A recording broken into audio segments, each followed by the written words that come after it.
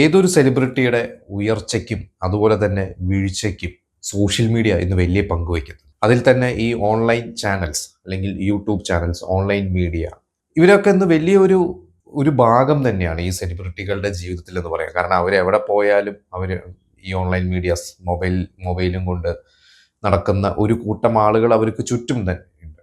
അത് എയർപോർട്ടിലും അല്ലെങ്കിൽ ഒരു പ്രൈവറ്റ് ഒരു കല്യാണത്തിനായിക്കോട്ടെ, എന്തിനും ഏതൊരു കാര്യത്തിലും.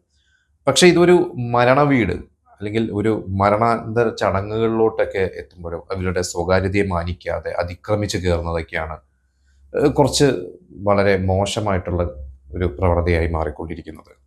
ഇപ്പൊ അതിന് ഏറ്റവും വലിയൊരു ഉദാഹരണമായിരുന്നു കഴിഞ്ഞ ദിവസം അന്തരിച്ച സലീം കുമാറിന്റെ മരണ ചടങ്ങിന് വീട്ടിൽ അദ്ദേഹത്തിന്റെ മകന് ചന്തു സലീം കുമാറിന് പൊട്ടിത്തെറിക്കേണ്ടി വന്നിരുന്നതൊക്കെ നമ്മൾ കണ്ടതാണ്. ഇപ്പൊ ഒരു രൂക്ഷമായിട്ടുള്ള കുറെ പ്രതികരണങ്ങൾ അല്ലെങ്കിൽ വിമർശനങ്ങളാണ് ഈ പറയുന്ന മൊബൈൽ കൂട്ടങ്ങൾ. അത് എല്ലാവരുമല്ല, നമ്മൾ നല്ല രീതിയിൽ ജേർണലിസം കൊണ്ടുപോകുന്ന അല്ലെങ്കിൽ ഒരു മാധ്യമപ്രവർത്തനം കൊണ്ടുപോകുന്ന ആളുകളുണ്ട്. എന്നാൽ ഇവർക്കൊക്കെ അപമാനമാക്കുന്ന തരത്തിൽ കുറച്ച് ആളുകൾ, ഒരു വിഭാഗം ആളുകളുണ്ട്. അവർക്കെതിരെയാണ് രൂക്ഷമായിട്ട് ഇപ്പോൾ പ്രതികരിച്ചുകൊണ്ടിരിക്കുന്നത്. അത് കഴിഞ്ഞ ദിവസം നിങ്ങൾ പലവരും കണ്ടിട്ടുണ്ടാവും. അതായത് എല്ലാം ടൗൺ ഹാളിലെ പൊതുദർശനവും എല്ലാം കഴിഞ്ഞ് വീട്ടിൽ കൊണ്ടുവരുന്നു. സലീം കുമാറിന്റെ വീട്ടിൽ നടക്കുന്ന അന്ത്യകർമ്മ ചടങ്ങുകൾ അവിടെ വെച്ച് എല്ലാം കഴിഞ്ഞ് ചിതയിലോട്ട് എടുക്കുന്നതിന് മുമ്പ് അവസാനമായിട്ട് ഒരു നോക്ക് കാണാൻ സലീം കുമാറിന്റെ ഭാര്യയും മകനും ശ്രമിക്കുമ്പോൾ അവിടെ കൂടി നിന്നിരുന്ന ആളുകളുടെ ഇടയിലേക്ക് തള്ളിക്കയറുകയാണ്. അതായത് ഈ മീഡിയക്കാരെന്ന് പറയുന്നവർ അവസാനത്തെ ഒരു ക്ലിപ്പ് കിട്ടാൻ വേണ്ടിയോ അല്ലെങ്കിൽ എക്സ്ക്ലൂസീവ് കണ്ടന്റ് കിട്ടാൻ വേണ്ടിയോ വൈറൽ കണ്ടന്റ് കിട്ടാൻ വേണ്ടിയോ ഒക്കെ അതിക്രമിച്ച് കയറുന്ന ഒരു കാഴ്ചയാണ്. അവസാനം ഇവരോടൊക്കെ സലീം കുമാറിന്റെ മകനെ പൊട്ടിത്തെറിക്കേണ്ടി വന്നു. നിങ്ങൾക്കൊക്കെ എന്താ വേണ്ടത് എന്ന് പറഞ്ഞ് ഒരു വല്ലാത്തൊരു അവസ്ഥയാണ്. ആ ഒരു വീഡിയോ ഒക്കെ കണ്ടവർക്ക് അത് മനസ്സിലാവും എത്രമാത്രം ഒരു മാനസികാവസ്ഥയിലൂടെയാണ് ആ മകന് കടന്നു പോയിരുന്നത്. അപ്പൊ ഇതിനെതിരെയൊക്കെ ഒരുപാട് പേര് വിമർശിക്കാൻ തുടങ്ങിയിട്ടുണ്ട്. ഈ പറയുന്ന മീഡിയക്കെതിരെ ഒരുപാട് പേര് പറഞ്ഞു തുടങ്ങിയിട്ടുണ്ട്. അത് ശരിക്കും കുറെ കാലമായിട്ട് പറയുന്നതാണ്. എങ്കിലും എന്താ പറയാ, ഒരു അണമുട്ടി ഒഴുകുക എന്നൊക്കെ പറയുന്ന ആ ഒരു ഇതായിരുന്നു പല ആളുകളുടെ, പല സെലിബ്രിറ്റീസിനും. ഞാൻ ആദ്യമായിട്ട് കേട്ടത് ലാൽ ജോസിന്റെയാണ്. ലാൽ ജോസ് പറഞ്ഞ ഒരു പ്രധാനപ്പെട്ട ഒരു പോയിന്റ്, സോഷ്യൽ മീഡിയയിൽ നമ്മൾ എന്തിനെങ്കിലും എതിർത്ത് സംസാരിച്ചാൽ പിന്നെ എല്ലാവരും കൂടി നമ്മൾ അറ്റാക്ക് ചെയ്യാൻ വരിക എന്നുള്ളത്. നമ്മൾ എന്തെങ്കിലും ഒരു അഭിപ്രായം പറഞ്ഞു കഴിഞ്ഞാൽ അത് ഈ പറയുന്ന സോഷ്യൽ മീഡിയയിലെ ചില മോശം പ്രവണതകൾക്കെതിരെ പറയുകയോ നമ്മൾ എന്തെങ്കിലും അഭിപ്രായം പറയുകയോ ചെയ്താൽ പിന്നെ നമ്മളെല്ലാവരും കൂടി അറ്റാക്ക് ചെയ്യാൻ വരിക എന്നുള്ളതാണ്. എന്നിട്ട് പറയുന്നുണ്ട് ഈ ഒരു സലികുമാറിന്റെ വീട്ടിൽ നടന്ന അവസ്ഥ നിങ്ങളുടെയൊക്കെ വീടുകളിൽ നടന്നാൽ, സ്വന്തം വീട്ടിൽ നടക്കുമ്പോൾ മാത്രമേ എല്ലാവർക്കും ആ ഒരു അവസ്ഥ മനസ്സിലാവുകയുള്ളൂ. കയ്യിലും മൊബൈൽ ഉണ്ടെന്ന് കരുതി ജേർണലിസ്റ്റ് ആണെന്ന് പറഞ്ഞ് അനുവാദമില്ലാതെ കയറി ചെല്ലരുത്. അത് വളരെ പോയിന്റാണ്. കാരണം പണ്ട് നിഖില വിമൽ ഒരിക്കൽ പറഞ്ഞിട്ടുണ്ട്. നിഖില വിമൽ പ്രത്യേകിച്ച് സിനിമ കാണാൻ തിയേറ്ററിൽ വരുമ്പോൾ ഫസ്റ്റ് ഡേ കാസ്റ്റ് ആൻഡ് ക്രൂവിന്റെ കൂടെ കാണാൻ വരുമ്പോൾ ഉണ്ടാകുന്ന ഒരു ഇതാണ്. ഇവർ പറഞ്ഞത്, കാറിന്ന് ഇറങ്ങുമ്പോൾ നിങ്ങൾക്ക് എൻ്റെ വീഡിയോ എടുക്കാം, അതിനുശേഷം ഞാൻ തിയേറ്ററിൽ പോകുന്നത് എടുക്കാം, ഞാൻ പറയുന്നതിൻ്റെ ബൈറ്റ് എടുക്കാം. പക്ഷെ ഞാനും എൻ്റെ ഒരു സുഹൃത്തും കൂടി അവിടെ ഞങ്ങൾ സ്വകാര്യമായി എന്തെങ്കിലും സംസാരിക്കുകയോ ഒക്കെ ചെയ്യുമ്പോൾ അതെടുക്കാൻ നിങ്ങൾക്ക് അധികാരമില്ല. നിങ്ങൾ മീഡിയ ആണ്, പക്ഷെ എൻ്റെ അച്ഛനും അമ്മയും അല്ല എന്നുള്ള രീതിയിൽ രൂക്ഷമായിട്ട് ഒരിക്കൽ നിഖില വിമൽ പറഞ്ഞിട്ടുണ്ട്. പലപ്പോഴും നമ്മൾ കാണുന്നതാണ് ഈ വളരെ മോശമായിട്ട് വളരെ മോശം ആംഗിളിൽ നിന്ന് ഈ നടിമാരുടെയൊക്കെ എടുക്കുന്നതും അത് വൈറലാക്കാൻ വേണ്ടി ഈ മീഡിയ വെമ്പൽ കൊള്ളുന്നതൊക്കെ നമ്മൾ കാണുന്നുണ്ട്. എന്നിട്ട് അതായത് ഈ അനുവാദമില്ലാതെ പേഴ്സണൽ സ്പേസിലേക്ക് കടന്നു ചെല്ലുക, ഇതിനെതിരെ തന്നെയാണ് ലാൽ ജോസ് സംസാരിച്ചിരിക്കുന്നത്. ലാൽ ജോസ് എടുത്തു പറഞ്ഞൊരു കാര്യമുണ്ട്, ഈ എയർപോർട്ടിലെയും ജിമ്മിലെയും കാര്യങ്ങൾ. എന്നിട്ട് അവിടെ ഇവരെ നടിമാർ വന്നിറങ്ങുമ്പോൾ കഴുത്തിലെ മാലയെ കുറിച്ചോ അല്ലെങ്കിൽ ലോക്കറ്റിനെ കുറിച്ചോ ഇങ്ങനെ വളരെ ആവശ്യമില്ലാത്ത വളരെ മോശമായിട്ടുള്ള കുറെ കമന്റുകൾ പാസ്സാക്കുക, ചോദ്യങ്ങൾ ചോദിക്കുക. എന്നിട്ട് ഇവരെ ഗുണ്ടകൾ എന്നാണ് ലാൽ ജോസ് പറഞ്ഞിരിക്കുന്നത്. പിന്നെ മറ്റൊരു കമന്റ് ഞാൻ കണ്ടത് മോഹൻ ജോസ് എന്നാണ്. വളരെ സീനിയർ ആയിട്ടുള്ള നടനാണ്. രാജാവിന്റെ മകനിലൂടെ നമ്മൾ കണ്ടുകൊണ്ടിരിക്കുന്നതാണ്, അന്ന് മുതലേ കാണുന്നതാണ്. അദ്ദേഹത്തിന്റെ പോസ്റ്റിൽ അദ്ദേഹം പറഞ്ഞിരിക്കുന്ന, ഒരു മകന്റെ ആത്മരോഷമാണ് അണപൊട്ടി ഒഴുകിയതെന്നാണ് അദ്ദേഹം പറഞ്ഞിരിക്കുന്നത്. എന്നിട്ട് അദ്ദേഹം വ്യക്തമായിട്ട് പറഞ്ഞിട്ടുണ്ട്, സർക്കാർ ഇതിൽ ഉണരേണ്ട സമയമായി എന്നുള്ളത് അദ്ദേഹം പറഞ്ഞിട്ടുണ്ട്. പിന്നെ ഭാഗ്യലക്ഷ്മിയും അതുപോലെ തന്നെ മാധവ് സുരേഷും മാധവ് സുരേഷ് ആണെങ്കിൽ നമുക്കറിയാം ഏറ്റവും കൂടുതൽ സൈബർ അറ്റാക്ക് നേരിടുന്ന ഒരു വ്യക്തിയാണ് മാധവ് സുരേഷ്. മുമ്പൊരിക്കൽ മാധവ് സുരേഷിന്റെ JSK സിനിമയാണെന്ന് തോന്നുന്നു, സുരേഷ് ഗോപി മാധവ് സുരേഷ് അഭിനയിച്ച JSK കാണാൻ വേണ്ടി സുരേഷ് ഗോപിയുടെ കുടുംബം വന്നപ്പോൾ അന്ന് ഗോകുൽ സുരേഷ് ഉപയോഗിച്ചൊരു വാചകമുണ്ട്, നിങ്ങൾക്ക് ഞാൻ ബൈറ്റ് തരില്ല, നിങ്ങൾ പാപ്പരാസികളാണ്, നിങ്ങൾക്ക് ഞാൻ ബൈറ്റ് തരികയല്ല എന്ന് പറഞ്ഞിരുന്നു. അന്ന് ആ ഗോകുൽ സുരേഷിനെതിരെ കുറെ വിമർശനങ്ങളും ഓൺലൈൻ മീഡിയയിലൊക്കെ വന്നിരുന്നു. അപ്പം മാധവ് സുരേഷ് പറഞ്ഞ മരണ വീടാണെന്ന് പോലും ഓർക്കാതെ ഇങ്ങനെ കാണിക്കുന്നവരോട് ഒന്നും പറയാനില്ല, shame on whoever does this എന്നാണ്.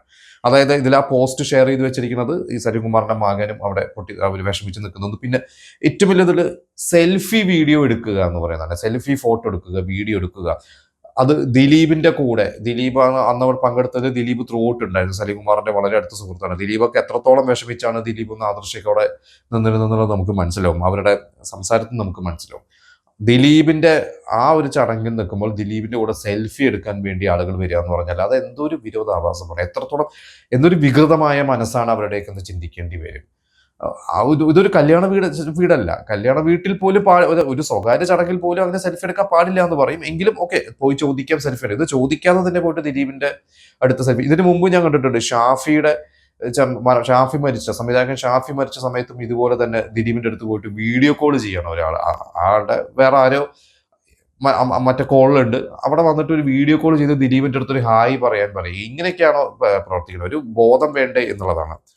പിന്നെ ജോയ് മാത്യു ശരിക്ക് വേറെ തരത്തിലാണ്. ഈ ഒരു മീഡിയാസിന്റെ അതിക്രമമല്ല. അദ്ദേഹം ശരിക്ക് സലിംകുമാർ മരിച്ചു കിടന്നപ്പോൾ സലിംകുമാറിന്റെ രാഷ്ട്രീയത്തിനോട് യോജിക്കാത്തവർ വളരെ മോശമായിട്ട് സലിംകുമാറിനെതിരെ സംസാരിച്ചതിനെ കുറിച്ചാണ്. അതേ കുറിച്ചൊരു നീണ്ട പോസ്റ്റാണ്. ഞാൻ അതിൽ ചില ഭാഗങ്ങൾ പറയാം. സലിംകുമാർ എന്ന അഭിനേതാവിന്റെ മരണം നൽകിയ ദുഃഖത്തേക്കാൾ എന്നെ ഭയപ്പെടുത്തിയത് സംസ്കാരം തൊട്ടു തീണ്ടാത്ത, രാഷ്ട്രീയ തിമിരം ബാധിച്ച് വിദ്വേഷ രാഷ്ട്രീയം ആഘോഷമാക്കിയ ഒരു അപരിഷ്കൃത സംഘത്തിന്റെ ചരമഗീതങ്ങൾ എന്നുള്ളത്. നമുക്കറിയാം ജോയ് മാത്യു വളരെ രൂക്ഷമായിട്ട് എന്തിനോടും തന്റെ അഭിപ്രായം തുറന്നു പറയുന്ന ഒരു വ്യക്തിയാണ്. പിന്നെ അതേ കുറെ എഴുതിയിട്ടുണ്ട്. അതിൽ സൈബർ പോരാളികൾ എന്ന് ഉദ്ദേശിക്കുന്ന പൊതുവെ ഇടതുപക്ഷ സൈബർ പോരാളികളാണ്. എന്നിട്ട് ബ്രാക്കറ്റിൽ അദ്ദേഹം കോമാളികൾ എന്നും പറഞ്ഞിട്ടുണ്ട്. മനുഷ്യർ പരസ്പരം സ്നേഹിക്കുകയും അപരന്റെ വാക്കുകൾ സംഗീതം പോലെ ആസ്വദിക്കുകയും ചെയ്യുന്ന ഒരു കാലം വരുമെന്ന് പറഞ്ഞ മാർക്സിന്റെ അടിവസ്ത്രം അലക്കിയൊടുക്കാൻ പോലും അർഹതയില്ലാത്ത ഒരു രാഷ്ട്രീയ സംസ്കാരത്തിന് എന്ത് പേരിട്ടാണ് നാം വിളിക്കേണ്ടത്? കാര്യങ്ങൾ ഇങ്ങനെയൊക്കെയാണെങ്കിൽ ഈ അശ്ലീല രാഷ്ട്രീയം അടുത്ത 5 വർഷം കൊണ്ട് പൂമുഖത്ത് നിന്ന് തുടച്ചു മാറ്റപ്പെടുമെന്ന കാര്യത്തിൽ മാത്രമാണ് നമുക്ക് ആശ്വസിക്കാവുന്നത്. മരണോത്സവ നർത്തകരുടെ ചില FB ഇൻസ്റ്റാ പോസ്റ്റുകൾ സാമ്പിളായി ചേർത്തിട്ടുണ്ട്. അടിമകൾ ആഹ്ലാദിക്കട്ടെ എന്നത്. ഇത് അദ്ദേഹം കൂടുതലും സലിംകുമാർ മരിച്ചപ്പോൾ കോൺഗ്രസ്സുകാരനായതുകൊണ്ട് അദ്ദേഹത്തിന്റെ മരണത്തെ വളരെ മോശമായിട്ട് എഴുതിയ കുറെ പോസ്റ്റുകൾ, ആ പോസ്റ്റുകളുടെ സ്ക്രീൻഷോട്ട് വെച്ചിട്ടാണ് അദ്ദേഹം പറഞ്ഞിരിക്കുന്നത്. ഇത് സോഷ്യൽ മീഡിയയുടെ വികൃതമായ മറ്റൊരു ചില മനസ്സുകളുടെ മറ്റൊരു മുഖം എന്ന് വേണമെങ്കിൽ പറയാം. പിന്നെ രജീഷ വിജയൻ പോസ്റ്റിൽ പറഞ്ഞിരിക്കുന്നത് TRP കൂട്ടാനുള്ള തിരക്കിൽ യഥാർത്ഥ മനുഷ്യത്വം നഷ്ടപ്പെട്ടു. സുപ്രിയ മേനോൻ അറിയപ്പെടുന്ന ജേർണലിസ്റ്റാണ്, പൃഥ്വിരാജിന്റെ ഭാര്യയാണ്, നിർമ്മാതാവാണ്. സുപ്രിയ മേനോനും ഈ ഒരു ജേർണലിസത്തിന്റെ ആ ഒരു എത്തിക്സ് അറിയാം. അവർ പറഞ്ഞ കഴുകന്മാരെ പോലെ പെരുമാറുന്നു, ഇത് പത്രപ്രവർത്തനമല്ല, ഇത് വെറും അസഭ്യമാണ് എന്ന രീതി തന്നെയാണ് പറഞ്ഞിരിക്കുന്നത്. അപ്പോൾ ഇതിനൊരു മാറ്റം വന്നേ തീരൂ. അതില് സർക്കാരും ഇപ്പൊ കേരള പോലീസ് ഒരു പോസ്റ്റ് ഇട്ടിട്ടുണ്ട്. കേരള പോലീസ് വളരെ ഇതിനെ കാര്യമായിട്ട് എടുത്തിട്ട് എനിക്ക് തോന്നുന്നു ഇനി ഇതിനൊരു കൺട്രോൾ വരുത്താൻ പോവുകയാണ്. ആഭ്യന്തര വകുപ്പ് ഇതിനെ കൺട്രോൾ വരുത്താൻ പോകണം. എനിക്ക് തോന്നുന്നു ഇപ്പോൾ നമുക്കറിയാം ഓപ്പറേഷൻ തൂഫാൻ എന്നൊക്കെ പറഞ്ഞ് ലഹരിക്കെതിരെയൊക്കെ കുറെ പോരാട്ടങ്ങൾ ആഭ്യന്തര വകുപ്പ് ഇറങ്ങണം. അതുപോലെ തന്നെ ഇതും ആ ഒരു രീതിയിലോട്ട് ഇറങ്ങാൻ പോവുകയാണ് എന്നാണ് മനസ്സിലായത്.